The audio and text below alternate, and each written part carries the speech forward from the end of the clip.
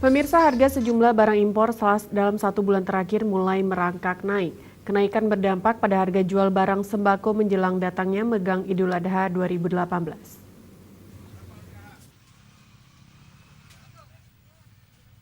Seminggu menjelang Megang Idul Adha 2018, para pedagang di Pasar Induk Lambaru Aceh Besar mengaku belum terjadi lonjakan signifikan permintaan barang sembako. Harga barang mulai merangkak naik dirasakan pedagang akibat dari pelemahan nilai tukar rupiah terhadap dolar. Menurut pengakuan Bahama, seorang pedagang, kenaikan sejumlah barang impor khususnya cabai kering, bawang putih. Dua jenis barang impor tersebut banyak permintaan dari konsumen selama megang.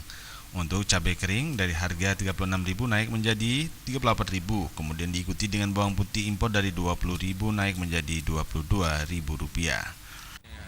Pengaruh dolar. Oh, harga rupiah ini melemah, pengaruh. Kebanyakan harga impor naik ya, barang-barang impor.